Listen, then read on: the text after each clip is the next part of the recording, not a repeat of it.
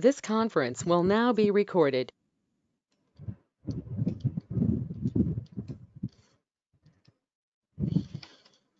Okay, so what is otalgia?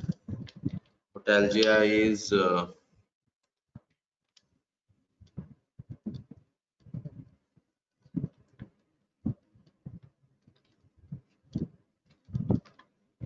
otalgia. First, the topics which we will be discussing in this today's class is the nerve supply of the ear, because that is the cause where by the nerves you will feel the pain, right? So the nerve supply of the ear has to be cleared.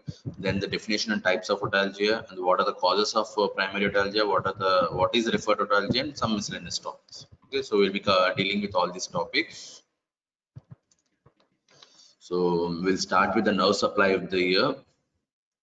So the ear is has a sensory supply and a motor supply. Okay, so then and it is generally, and it is mainly the sensory supply. There are two cervical nerves and four cranial nerves that contribute to the sensory supply of the ear. Okay, so there are two cervical nerves, that is C2 and C3, and the nerves from these two branches, and there are four cranial nerves which contribute to the sensory supply of the nerve. And the main supply is by the greater auricular nerve. So greater auricular nerve, and to a lesser extent lesser occipital nerve, supply the sensation to the whole of the cranial surface of the pinna and to the lateral surface below the meatus. I think it has been already taught to you the nerve supply of the ear, but I'm just a small recap of that.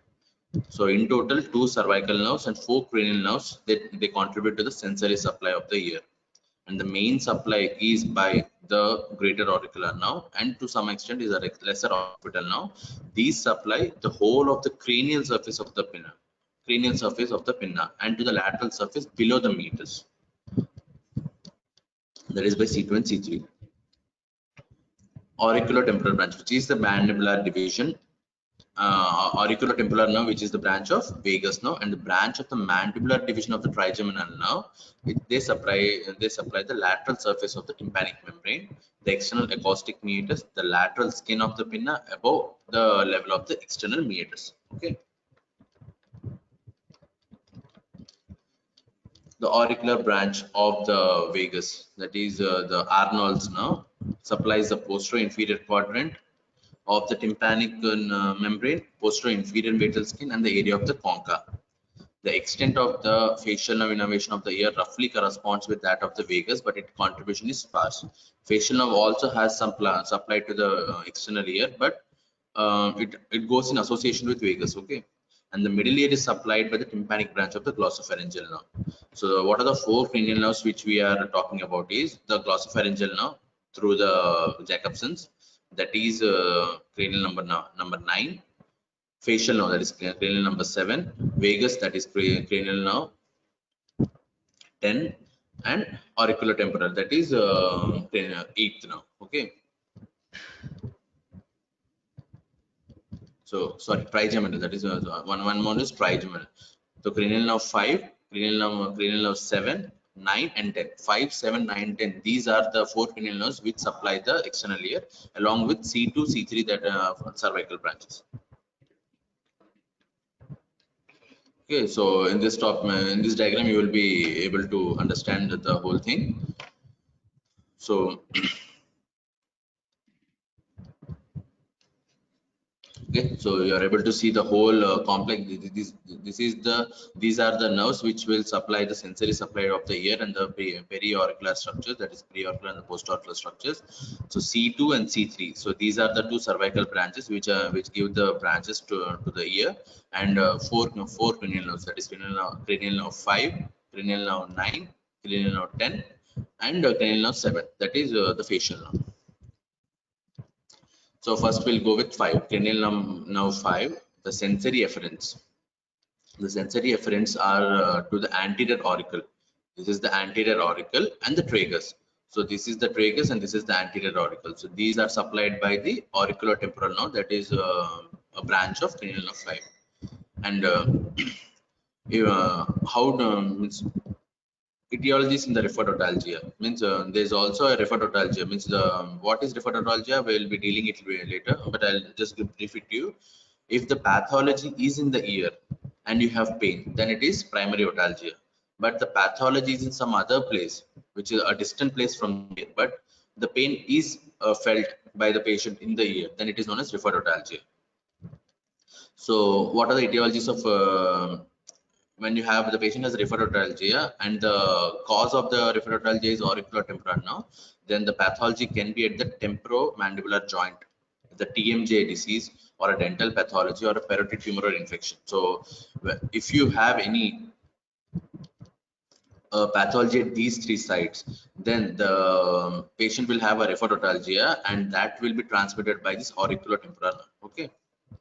And the pain will be felt at anterior auricle. This is the anterior auricle, this is the posterior, this is the superior, this is the inferior. Okay, so anterior auricle and the tragus area is supplied by an auriculotemporal nerve, and the referred otalgia can be due to the disease like TMJ, temporomandibular joint disease, dental pathology, and parotid tumors or infection.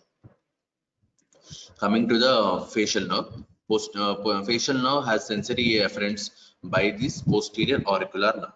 Okay, posterior auricular nerve.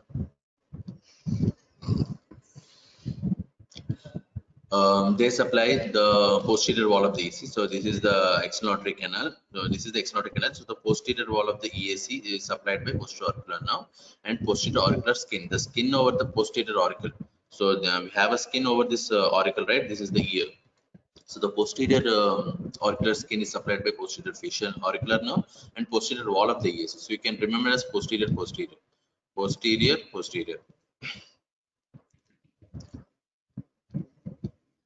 So etiologies in the referred otalgia. So when the patient has pathology at CP angle, that is cerebellopontine angle tumors or herpes zoster or geniculate neuralgia. So when the pathology is here, then the pain can be felt in the posterior wall of EAC and posterior auricular skin by this posterior auricular nerve, a branch of seventh nerve, that is facial. Posterior auricular nerve and along with lesser occipital nerve, that is C2 and C3, they have a sensory afferents to from posterior auricle, pre-auricular skin, posterior auricle, pre-auricle. This is the pre-auricle. Okay, pre-auricular skin overlying parotid. So parotid will be somewhere here. Okay, so this is the location where you will have parotid.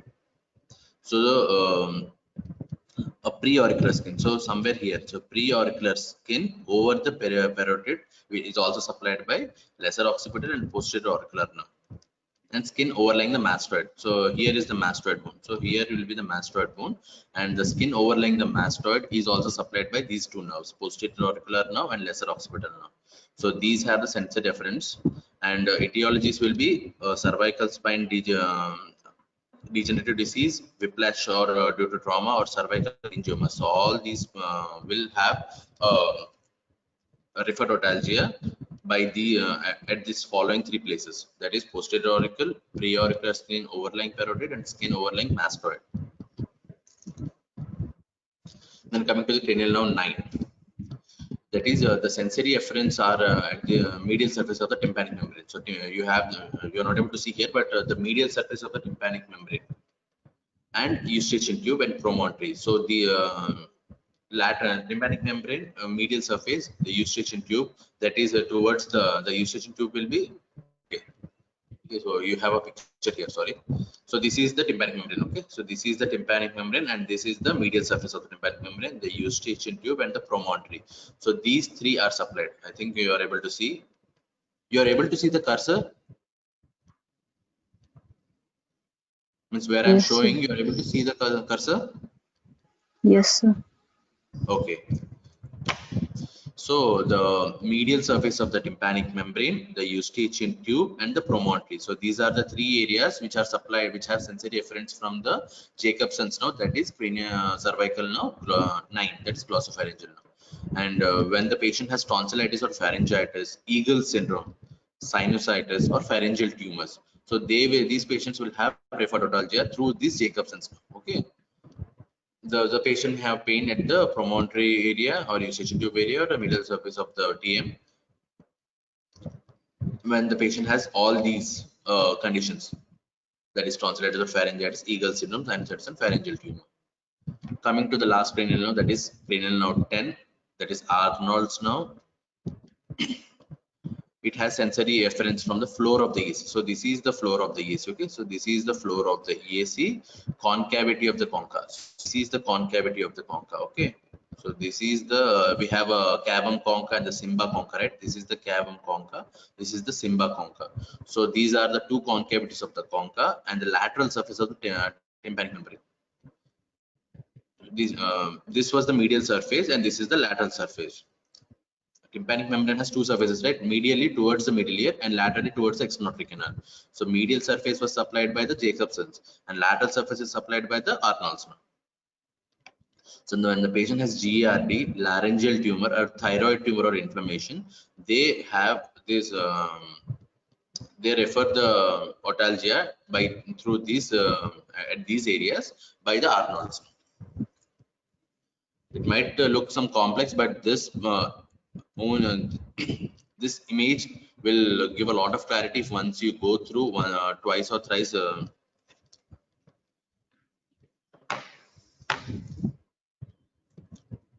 So the nerve supply of the ear is by two cervical nerves, that is C2 and C3, branches from these two, and four cranial nerves, that is cranial nerve 5, trigeminal. The mandibular branch will give the auriculotemporal nerve.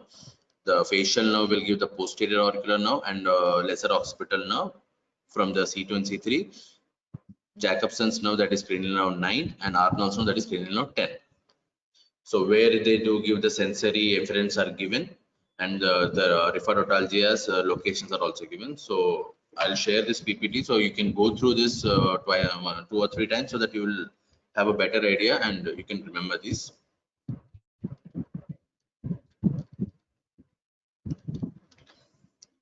So what are the definition and what are the types of otalgia? Definition: otalgia is defined as ear pain. So ear pain is known as otalgia. Okay. So whenever the patient complains of pain, the following question should be asked in the history of presenting symptoms. So we need to have a detailed history of the otalgia to know to reach the cause of the otalgia. So onset, whether it is sudden or gradual. If it is sudden, then it can be due to furunculosis, due to some infection of the hair follicle. You can have a furunculosis, and that will give some pain to at the skin of the external canal.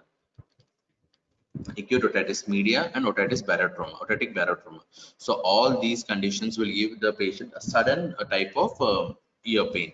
So when the patient comes to you and says that he has some sudden pain, and on an examination you see clinical examination, if you see some pustule or a small boil at the external canal or at the tragal area or somewhere at the conchal area, then you can suspect a furunculosis that is causing pain. Or acute otitis media, the middle ear mucosa has some infection from maybe from the eustachian tube or from the nasal pathogen, an ascending infection nasal. So that will cause the acute infection and that will have some acute pain. Otitic barotrauma, sudden change of pressure at the in the middle ear will have a change in the tympanic membrane will get retracted and the patient will have pain. So these are the sudden causes of otalgia. Gradual are otitis externa secondary to CSOM due to the prolonged infection of the prolonged presentation of the infection in the middle ear or the external canal. The patient can have otitis externa. So the infection is present in the external canal and that gets dried up and excoriated, and the skin of the external canal gets inflamed, and that will have be presented as otitis externa. Okay. And malignancy. So malignancy, otitis externa secondary to CSOM or some other say secretory otitis media and all, these all will have a gradual onset, whereas sudden onset is leading furunculosis, acute otitis media, and otitic barotrauma. Then the duration is also divided as short duration and long duration. If the patient has for long duration, then it is due to malignancy. whether if the patient has ASOM or perichondritis of the ear pin, and after you give some treatment or generally so the bacterial infections will get subsided on its own, or viral infection is there, it will get subsided on its own in a matter of 1 week. So the patient will have pain for short duration. Short duration in the case of ASOM, perichondritis of ear pin. Long duration, malignancy. We can also classify according to the nature of the pain. If it is dull pain, then it can be due to eczematous otitis externa. As I have already told, due to the stagnation of the secretions or the discharge at the exnotory canal, inflammation of the skin will take place. So eczema means the patient will have itching, and he might have an sensation of itching, and he will use some earbuds, or he will use something, so that will cause some eczema. So eczematous otitis externa can cause a dull pain. Secretory otitis media will cause a dull pain. Impacted wax. So all these causes will have some dull pain. Sharp pain is seen in the cases of furunclosis and otitic barotrauma. So when the patient comes to you and he tells, "Sir, I'm having a sharp, sudden pain," then you have to suspect furunclosis or otitic barotrauma. Throbbing pain. Throbbing pain is seen in the case of ASOM. So when the patient tells you that I have a throbbing pain and it is a short duration type, then you have to go for a diagnosis of ASOM. So when you know all these classifications, then you can come to a final diagnosis. That's why I'm just explaining each term. Relieving factors. When the patient relieves discharge from the ear, suddenly the patient,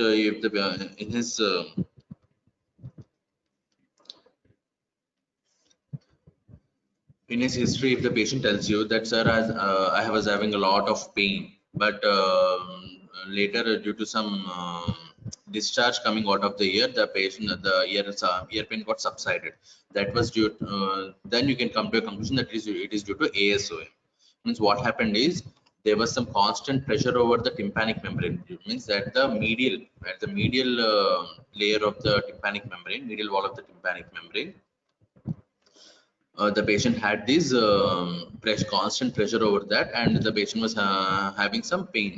But once it got ruptured, the tympanic membrane got ruptured and the discharge came out, then there is no pressure on the tympanic membrane, so the pain has been relieved. So you can come to a conclusion that, okay, so this is a case of acute suppurative otitis media. Aggravating factors. When the pain increases on swallowing, so that can also be due to an ASOM, because while swallowing, what happens is there is some the eustachian tube gets opened. The eustachian tube muscles get contracted or relaxed, right? So it might get open, and the middle ear infection might drain out. So that will also ease the pressure of the tympanic membrane, and that will decrease the pain. That will increase the pain. So that will increase or decrease the pain due to the pressure changes. That is due to ASOM. When pain increases on yawning or chewing, then you can suspect a furunclosis arising from the anterior canal wall and also a temporomandibular joint also. If pain increases on yawning and chewing, then you can suspect the furunclosis arising from the anterior canal wall.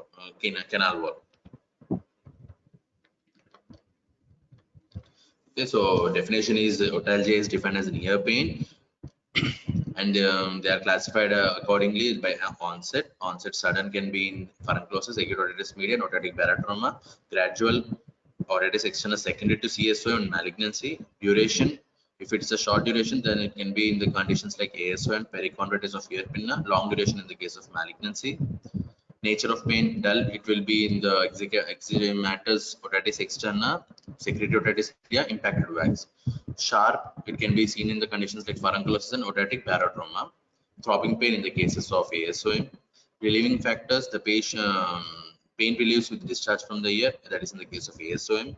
Aggravating factors, that pain increases on swallowing. Increase on swallowing in the case of ASOM. Pain increases on yawning and chewing, that is in furunclosis, which arises from the anterior canal wall. What are the two types of otalgia? Primary and secondary, that is also known as referred otalgia. I've already told. Primary otalgia is arising from pathology within the ear. Secondary or referred otalgia is arising as a result of disease process elsewhere. So at the distant site, there is some pathology, but due to the same nerve supplying these both areas, like for example, if you have the patient has a tonsillitis or pharyngitis, then the patient can also have a ear pain due to the same innervation given by the glossopharyngeal nerve. Glossopharyngeal nerve uh, supplies the medial wall of the tympanic membrane, right? So, and it also supplies the promontory area, the eustachian tube area. So the patient can have pain when having the tonsillitis. You go for the patient comes to you with ear pain. You check the ear and you don't find anything. The ear looks totally normal, but still the patient is having pain. Then you need to go for the oral examination. On seeing an oral examination, if you can see that the tonsils are inflamed and the hypertrophied and some follicles are there, then you can come to conclusion that okay, so this was due to this condition, the patient is having ear pain. So you need to treat the secondary cause, that is the tonsillitis. Then the pain will automatically decrease. While in children, otalgia is more frequently otogenic. In adults, referred otalgia is more common cause. Okay, so in children, generally it is otogenic, but in adults, the most common cause is referred otalgia. So we will go one by one. Now the causes of primary otalgia.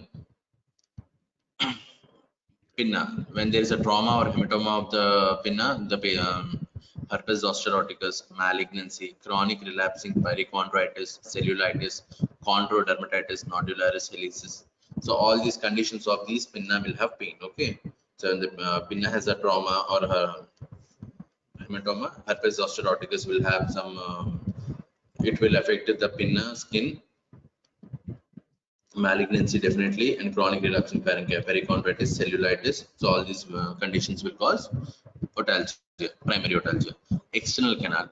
So causes of external canal are otitis externa, acute. It can be an acute or chronic otitis externa, benign necrotizing externa, or a malignant otitis externa, furuncle, bullous meningitis, keratosis obturans, or canal cholesteatoma, trauma or herpes zoster oticus, and malignancy. So all these conditions can also cause the pain at the external canal also. So what are the middle ear conditions? Otitis media plus with or without complications. Inner ear, noise discomfort. When you have a sudden loud noise, so that will also cause pain due to because when the large sounds are present, once when large sound is once heard by the ear, sudden change in the tympanic membrane vibration, and it will cause more of the vibrations of the ossicles, and that will push the labyrinth. Means at the round wind, at the oval window, the stapes will push more towards the labyrinth, and that will cause some pain. So noise discomfort will also cause some pain. Referred otalgia. Referred pain to the ear is because of the nerve supply from the 5th, 9th, 10th cranial nerves and C2 and C3. So the facial nerve doesn't have any part in the referred otalgia. It's only some part actually. We have seen facial nerve had only through these, right? Some whiplash or trauma or cervical meningiomas or cervical spine degenerative disease. So more commonly, the referred otalgia is through the 5th, 9th, and 10th cranial nerves and C2 and C3 branches. The same points which we have discussed previously. Referred pain via nerve, that is by it can be from dental, caries tooth, or impacted molar or malocclusion. Oral cavity, benign or malignant ulcerative lesion. Temporomandibular joint disorders like Coaston syndrome and TM joint arthritis. So all these conditions can cause referred pain through the 5th nerve, that is the mandibular branch of the trigeminal nerve. Referred pain via the 9th nerve, the base of the tongue. Malignancy can cause oropharynx like acute tonsillitis, peritonsillar abscess, benign or malignant tumors of the soft palate or tonsils, elongated styloid process, also known as Eagle syndrome. So all these are the causes which will have a referred pain in the ear by the glossopharyngeal nerve. Via the 10th nerve is ulcerative lesions of the vallecula, epiglottis, larynx, and laryngopharynx. So when the pathology is at all these areas, then the patient can have referred pain via the 10th nerve.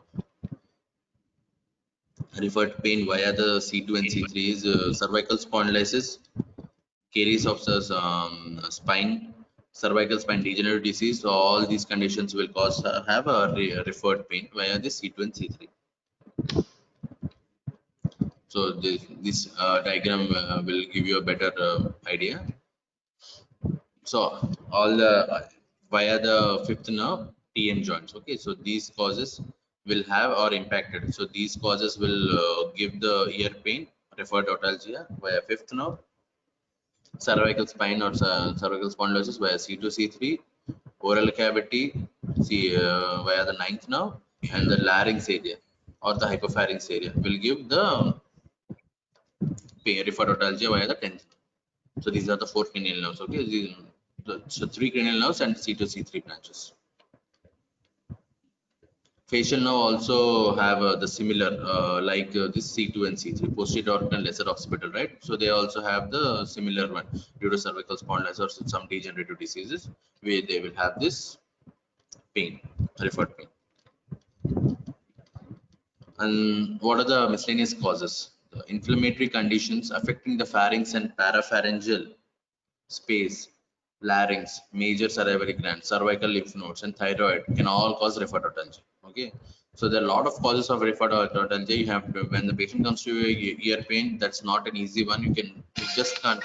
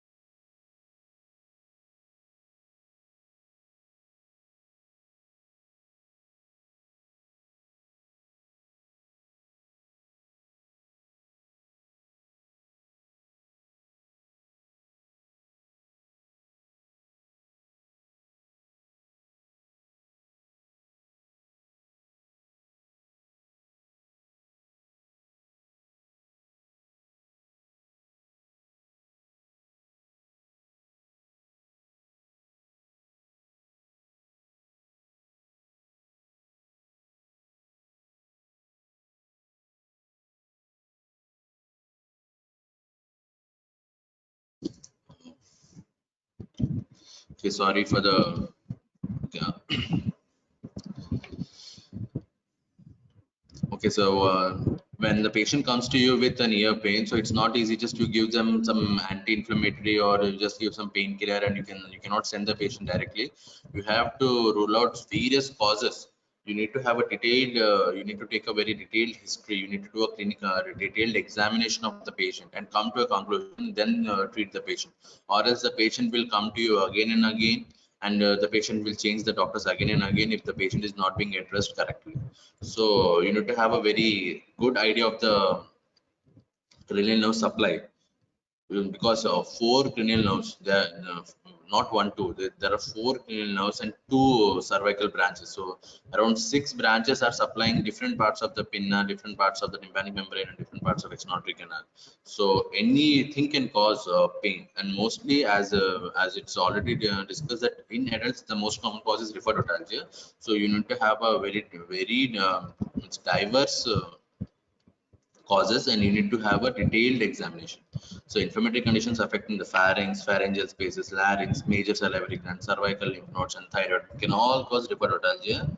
Vestibular schwannoma, that is CP angle tumors, they can also cause by this facial nerve, cholesterol granuloma, nasal or sinus disease, laryngopharyngeal reflux. Even the patient comes to you with pain, he can also have simple GERD, gastroesophageal reflux disease, but also he might come to you, he might not come to you with chest pain or burning sensation or some bloating and all. He won't come to you. He might only come to you with an ear pain. But you need to take a detailed examination, treat the GERD cause. That will itself relieve the pain of the ear. So for generally pain, what we give is anti-inflammatory. We can also give an NSAIDs. Yeah, but already the patient, if the patient is having a GERD and you are giving again NSAIDs, that will increase the pain, right? If you give NSAIDs to the patients who are already suffering with GERD, the pain will increase.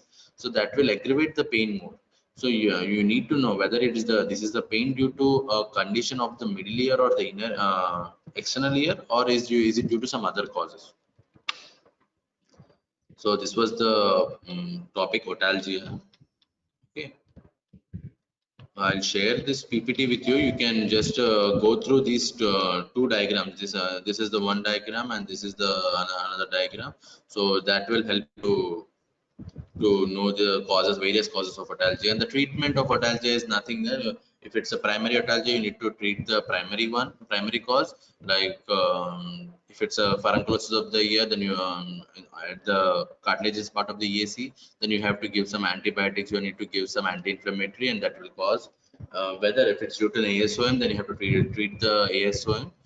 And so like if the primary causes are there, then primary causes have to be treated. If it's a it's due to secondary cause, then secondary cause has to be treated. So there is no direct treatment written like what to treat. You have to treat the causes of this otalgia, and the otalgia will itself get subsided. If anyone has any doubts, then you can unmute yourself and ask, or else the today's class is over. It's a small topic. If no one has any doubts, then we'll stop the class here. Okay.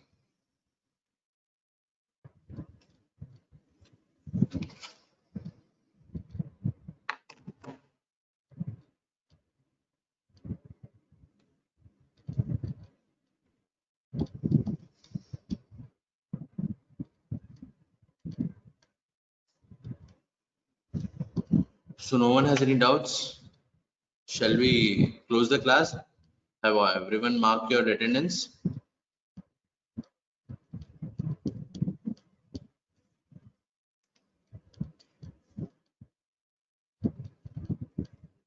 Okay then. Thank you so much, students.